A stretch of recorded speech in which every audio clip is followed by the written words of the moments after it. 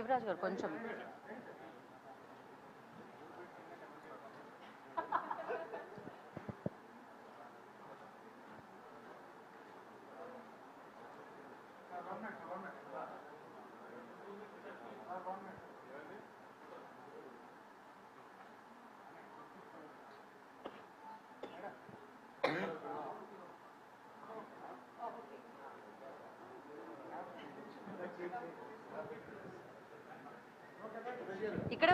ఇక్కడ వరకు yeah.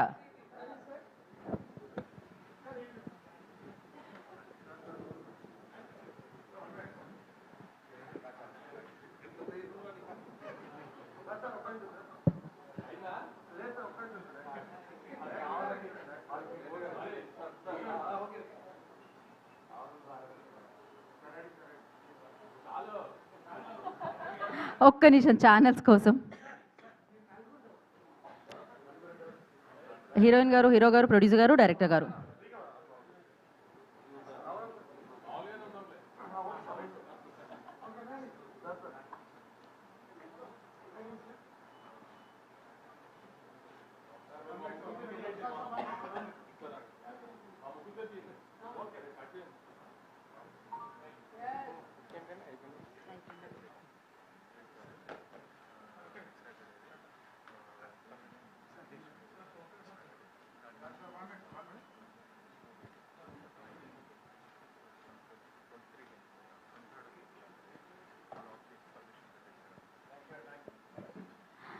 Channels ఓకేనా అండి? Okay, done. So first Nagavamsi గారిని మాట్లాడాల్సిందిగా కోరుకుంటున్నాం.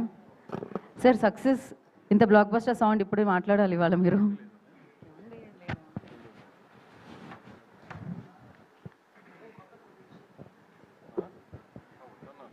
హలో. 6 years తర్వాత ఒక సాటిస్ఫాక్టరీ సంక్రాంతి అండి నాకు. అంటే లాస్ట్ ఇయర్ కూడా చాలా పెద్ద హిట్, కానీ అనుకున్నంత సాటిస్ఫాక్షన్ లేదు డిస్ట్రిబ్యూటర్ సైడ్ నుంచి కానీ వీటి నుంచి కానీ. కొంచెం 100% ఒక సాటిస్ఫాక్షన్ ఉంటుంది కదా సినిమా హిట్ అయితే.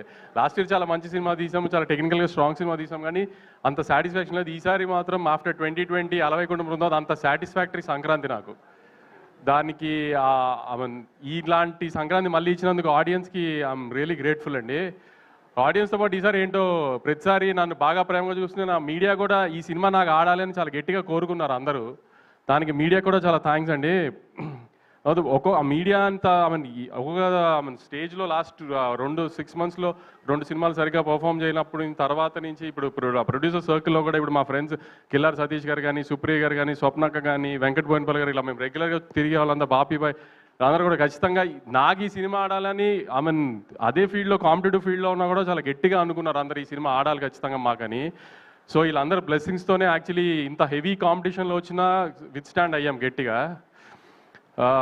తర్వాత ఒక 72 hours నుంచి మా ఫ్యాన్ బాయ్స్ అంతా ఒకటే డ్యూటీ చేస్తున్నారు. గ్రూపులు సోషల్ మీడియా అంతా ఫ్యాన్ బాయ్స్ అంటే నా ఫ్యాన్ బాయ్స్ అలా అనుకోకండి, ఎవరి ఫ్యాన్ బాయ్స్ మీ అందరికి బాగా తెలుసు. సో మా బాయ్స్ అందరికీ చాలా థ్యాంక్స్. అసలు 72 hours నుంచి కంటిన్యూస్గా డ్యూటీ చేస్తున్నారు. ఇంకొక 1 week 10 days ఇలానే సపోర్ట్ చేయండి. పెద్ద రెవెన్యూస్తో ఎండ్ అవ్వాలి. మీకు ఎలాంటి రిటర్న్ గిఫ్ట్ ఇవ్వాలి, ఎంత రేంజ్లో ఇవ్వాలి అనేది నాకు బాగా తెలుసు. త్వరలో అన్నీ అనౌన్స్ చేస్తాము. తర్వాత మా డిస్ట్రిబ్యూటర్లు ఇప్పుడు రాజాసాబ్ లాగా మనశంకర్ వరప్రసాద్ గారు, చిరంజీవి గారు అలాంటి పెద్ద సినిమాలు వస్తున్నా కూడా, శిరీష్ అన్న అయినా, వైజాగ్ వీరనాయుడు గారు అయినా, భాస్కర్ రెడ్డి అని, నెల్లూరు భాస్కర్ రెడ్డి గారు, వెంకట్, కృష్ణా జిల్లా డిస్ట్రిబ్యూటర్స్ కానీ, ఓవర్సీస్లో సంజయ్ కానీ, అందరూ 2 పెద్ద సినిమాలు వస్తున్నా కూడా, నేను ఒక మిడ్ రేంజ్ సినిమాతో వస్తున్నా కూడా స్ట్రాంగ్గా థియేటర్స్ ఆ పెద్ద సినిమాలతో పాటు ఈక్వల్గా హోల్డ్ చేసి నాకు బాగా సపోర్ట్ చేసి నన్ను నమ్మి మిడ్ రేంజ్ సినిమాతో వస్తున్నా కూడా రాయలసీమలో ఇప్పుడు కుమార్ కానీ, శివ కానీ, వరదారెడ్డి కానీ, సురేష్ అని అన్ని చోట్ల స్ట్రాంగ్ థియేటర్స్తో హోల్డ్ చేసి మననే కొంచెం మంచి రెవెన్యూలు కనబడుతున్నాయండి ఈ 2 daysలోనే. ఇప్పుడు మా హీరో కానీ, చిన్మయ్ కానీ, హీరోయిన్ అంతా ఎక్సైట్ అయిపోతున్నారు 41 crores గ్రాస్ అని. అదంతా మా డిస్ట్రిబ్యూటర్లు మిడ్ రేంజ్ సినిమాను కూడా అంత గట్టిగా నన్ను నవీని నమ్మి అన్ని థియేటర్స్ హోల్డ్ చేశారు. దానికి చాలా థ్యాంక్స్ అండి డిస్ట్రిబ్యూటర్స్ అందరికీ. సారీ, నేను యాక్చువల్లీ సంక్రాంతికి సినిమా వేసి కొట్టాలనేది ఒక నాకు ఈగో. ఎందుకంటే ప్రతి ప్రొడ్యూసర్ ముందు సంక్రాంతికి సినిమా పడి హిట్ అవ్వాలి, దానికి డిస్ట్రిబ్యూటర్ కమిషన్ వస్తే అది పెద్ద హిట్ అయితే అది ఒక చిన్న ఈగో సాటిస్ఫాక్షన్ కదా.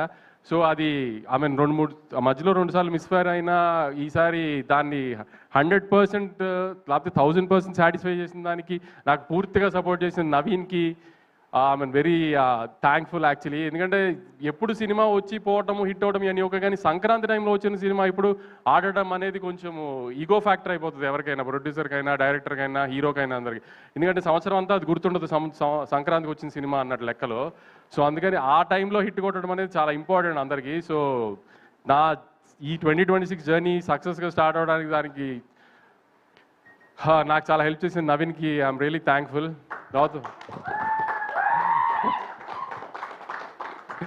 తర్వాత మా మీనాక్షి లాస్ట్ ఇయర్ సంక్రాంతికి వస్తున్నాం రిలీజ్ అయింది.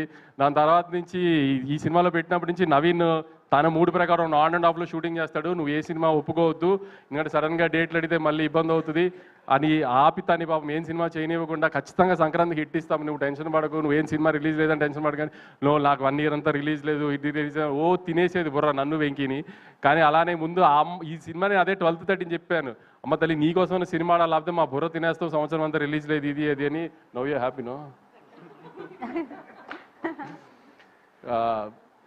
తర్వాత చిన్మయి మారి డైరెక్షన్ దగ్గర ఎక్కువ ఫీల్డ్లో ఉండేవాడు, కానీ క్రియేటివ్ స్పేస్లో సీన్ల దగ్గర ఇదంతా చిన్మయితోనే డిస్కస్ చేసేవాళ్ళు. ఏమైనా డౌట్ ఉన్నా ఏదైనా నవీన్తో పెట్టుకుంటే ఏదైనా డిస్కషన్ మొదలు పెడితే ఒక చిన్న బిట్ గురించి 2-3 గంటలు మాట్లాడతాడు. అంత ఓపిక ఉండేది కదా నాకు ఫోన్ పట్టుకుని మాట్లాడడానికి. అందుకని చిన్మయితో డిస్కస్ చేయాలి. చిన్మయి చిన్న చిన్న డౌట్లు ఉన్నా చిన్మయికి చెప్పి ఇది ఎడిటింగ్ కానీ లేకపోతే సీన్లో ఇది యాడ్ చేయడం కానీ ఇదే అని. Chinmayi was very supportive last 1 year నుంచి. ఎందుకంటే నాకేం డౌట్ ఉన్నా తనకి చెప్పేవాడిని ఫస్ట్. సో ఆ సెన్స్లో ఆల్మోస్ట్ నాకు తను డైరెక్టర్ సినిమాకి. మారి ఎక్కువ ఫీల్డ్లో ఉండేవాడు, ఫీల్డ్లో పెద్ద నేను వెళ్ళి వాళ్ళని అడిగేదే ఉండదు కాబట్టి ఆవిడ్ రూమ్లో ఉన్నప్పుడు ఎక్కువ డౌట్లు తను అడిగేవాడిని. సో తను కూడా అసలు నేను అదే చెప్పాను, ఈ సినిమా హిట్ అయితే నేనే లాంచ్ చేస్తాను సినిమా, నేను డైరెక్టర్ కానీ. తర్వాత నేను ప్రీ రిలీజ్ ఇంటర్వ్యూలో మన గ్రేడాంధ్రమూర్తి గారికి ఒక ఇంటర్వ్యూ ఇచ్చినప్పుడు నేను చెప్పాను, నేను లాస్ట్ 2 సినిమాలు సరిగ్గా ఆడలేదు కాబట్టి ఈ సినిమా నేను రిస్క్ తీసుకోదలుచుకోలేదు, అందుకే త్రివిక్రమ్ గారిని ముందే ఇన్వాల్వ్ చేసి సినిమా చూపించాను. త్రివిక్రమ్ గారు చాలా కాన్ఫిడెంట్గా సినిమా బాగుందని చెప్పారు. ఇది అంటే అవునా, త్రివిక్రమ్ గారు స్టాంప్ పడిపోయిందా అని ఆయన స్టైల్లో ఏదో కాంట్రవర్సీ లాగడానికి ట్రై చేశారు. త్రివిక్రమ్ గారు సినిమా చూశారు, బాగుంది అని చెప్పారని నేను చెప్పిన తర్వాత త్రివిక్రమ్ గారు స్టాంప్ వేస్తే ఎలాంటి రిజల్ట్ ఉంటుందో చూశారు కదా ఇప్పుడు. సో ఆ మూర్తి గారు దాన్ని అడిగింది సెన్స్ వేరే సెన్స్లో అడిగారు లేక నేను అంత కాన్ఫిడెంట్గా చెప్పాను. అందుకే త్రివిక్రమ్ గారు చూసింది చిన్న మేము అనుకున్నాయని చూసి త్రివిక్రమ్ గారికి లేదు ఖచ్చితంగా ప్రాబ్లం ఏం లేదు అనుకున్నాము అని చెప్పింది. అందుకే త్రివిక్రమ్ గారు స్టాంప్ వేస్తే నాకు అంత ధైర్యం సినిమా మీద.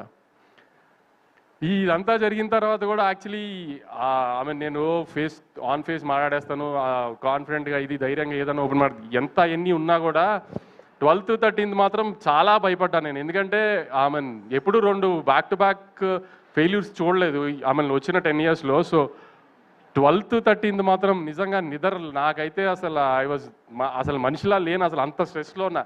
నన్ను అంత స్ట్రెస్లో చూసి మా బాబాయ్ భయపడిపోయారు, అసలు ఏంటి ఎందుకు ఇంత స్ట్రెస్ పడుతుంది, సినిమా హిట్ ఫ్లాప్ ఏమైంది, ఇది కాబట్టి ఇంకోటి దానికి అంత ఎందుకు అంత అని. కానీ అసలు దాంట్లో మాత్రం మా బాబాయ్ ఆ 2-3 రోజులు నాతోనే అసలు నేను ఇష్టం వచ్చినట్టు ధైర్యంగా మాడతాను ఇది అంటారు కదా, వెనకాల ఆయన ఉన్నారనే ధైర్యంగా మాడతాయి, ఏమన్నా అయినా ఆయన ఉన్నారో చూసుకుంటారు అని. సో మీరు అందరూ అనుకుంటారు ఏదో సినిమా రిజల్ట్ హిట్ ఫ్లాప్, కానీ కొంతమందికి మాత్రం అది కొంచెం గట్టిగా తగులుతుంది హిట్ ఫ్లాప్లు. అలాంటి దానికే కొంచెం ఎక్కువ స్ట్రెస్ అవుతాం. సో ఆ స్ట్రెస్ నుంచి ఇప్పుడు మొహంలో మీరు 13th రోజున ప్రెస్ మీట్కి ఇవాళ ప్రెస్ మీట్కి మొహంలో తేడా తెలుస్తుంది మీకే అబ్జర్వ్ చేస్తే. అంత స్ట్రెస్ పడటంలో ఈ సినిమాకి సంబంధించి. తర్వాత సుధీర్ అని నాకు ఈ ఫీల్డ్లో బాగా హెల్ప్ చేసి ఒక మనిషి ఉన్నాడు, ఏంటి అనేది అంత డీటెయిల్స్ చెప్పలేను కానీ లాస్ట్ 10 years నుంచి నా వెనకాల నుంచి ఉన్నాడు. నేను ఏం చేసినా ఎలా చేసినా నాకు బ్యాక్ ఎండ్ నుంచి ఉన్నాడు, బాగా సపోర్ట్ చేశాడు, అవుట్ ఆఫ్ ది వే వెళ్ళిపోతుంది ప్రతిసారి నాకు. సో అతను కూడా నాకు సక్సెస్కి తను కూడా చాలా ఇంపార్టెంట్, నాకు సక్సెస్ రావడం తనకి కూడా చాలా ఇంపార్టెంట్. అలా అన్ని రకాలుగా తను కూడా నాకు వెనకాల నుంచి ఈ సినిమాకి అంత సపోర్ట్ చేశాడు మొన్న 13th. Thank you Sudheer, thank you very much. తర్వాత మా రామ్ గారు నా పార్ట్నరు, మా ఇన్వెస్టరు, ఆయన కూడా హిట్లో వచ్చినప్పుడు కాదు వంశీ, ఫ్లాప్లో వచ్చినప్పుడే అదేం ప్రాబ్లం ఉండదులే, నేను వెనకాలే ఉన్నానని ధైర్యంగా ఉండి నాకు అందరికి సపోర్ట్ చేశారు వీళ్ళంతా. మా రామ్ గారికి చాలా థ్యాంక్స్. ఇంకేమన్నా మిస్ అయ్యి ఉంటే ఐఎమ్ రియలీ సారీ. మిక్కీ ఎప్పుడు ఏది ఓపెన్గా మాట్లాడటం నాతో, ఇది బాగుంది అది బాగాలేదు ఎప్పుడేం డిస్కస్ చేయడు, కానీ 10th 9th final mix check చేసేసిన తర్వాత నాకు వాయిస్ నోట్ పెట్టాడు, ఇప్పుడే 7th reel అంతా చెక్ చేసేసాను sir, I think we have a big winner on hand అని. ఫస్ట్ టైం మిక్కీ దగ్గర నుంచి అలాంటి ఒక వాయిస్ నోట్ కానీ అలాంటి ఒక జడ్జ్మెంట్ వినా నేను. తన పాట కూడా తను బాగుంది కదా, మీకు ఏం ప్రాబ్లం లేదు రిలీజ్ చేసేసి కదా అంటే యా సార్ అంటాడు, కానీ super sweet song block buster song వేసేయండి బయటికి అలా మాట్లాడు. అలాంటిది మిక్కీ చెప్పాడు ఫస్ట్ టైం నాకు. దాని తర్వాత నాకు చమక్ చంద్ర ఈ సీన్లు మాత్రం కొన్ని ఇట్లా పాలిటిక్స్ దగ్గర వాకింగ్ సీన్ కానీ ఇది కానీ I really love them a lot. Yuvraj మీకు ముందే చెప్పాను, నా గుడ్ లక్ చామ్ యువరాజ్తో నాకు 2 కమర్షియల్ బ్లాక్ బస్టర్స్, ఇది రెండోది. ఇంకా తర్వాత మా టీమ్ మురళి కానీ, నాని కానీ, విఎంఆర్ కానీ నన్ను హింస పెట్టడానికి, నాకు సక్సెస్ వచ్చిన ఎంజాయ్ చేయడానికి అన్నిటికీ 12th 13th నేను పడిన హింసల్లో నన్ను ఇంకా హింస పెట్టడానికి మ్యాక్సిమం ట్రై చేశారు వాళ్ళందరికీ కూడా చాలా థ్యాంక్స్. ఇంకా సందీప్కి, వేణుగోపాల్కి, వంశీకాకాకి వీళ్ళందరూ బ్యాక్ ఎండ్ నుండి 5 సినిమాలు వస్తున్నప్పుడు సినిమాని జనాల్లోకి తీసుకెళ్ళి ప్రమోట్ చేయడం కూడా చాలా కష్టం. అలాంటి టైంలో కూడా వీళ్ళందరూ కొంచెం డే నైట్ ఉండి సినిమాని జనాల్లోకి మ్యాక్సిమం తీసుకెళ్ళడానికి ట్రై చేసాం. ఎందుకంటే ఆమె ఆల్రెడీ ఒక పెద్ద సినిమా మార్కెట్లో హెవీగా వెళ్ళిపోయిన తర్వాత వచ్చి ఒక మిడ్ రేంజ్ సినిమాని కూడా జనాల్లోకి తీసుకెళ్ళి జనాలకి ఆ సినిమా వచ్చింది, అది బాగుంది అని తెలిసేటట్టు చేసి దాన్ని టికెట్లు కొనాలి అంటే ఆ సినిమా టాక్తో పాటు దాన్ని జనాల్లోకి తీసుకెళ్ళడం ఎంత ఇంపార్టెంటో దానికి మా ముగ్గురు డిజిటల్ మీడియా కానీ, సందీప్ కానీ, పిఆర్ వేణుగోపాల్ గారు కానీ, వంశీకాక కానీ చాలా ఎఫర్ట్ పెట్టారు. చాలా చాలా థ్యాంక్స్ అండి అందరికీ. ఫైనల్గా ఆడియన్స్కి నాకు ఆఫ్టర్ 6 years ఒక proper Sankranti commercial block buster ఇచ్చిన చాలా థ్యాంక్స్ అండి. ఈ సపోర్ట్ అంతా ఇలానే ఉంచి నెక్స్ట్ 2 weeks కూడా సినిమా చూసి మంచి లాంగ్ రన్ ఇచ్చి ఇంకా పెద్ద హిట్ చేయాలని కోరుకుంటున్నాను. థ్యాంక్స్ అండి. Thank you so much.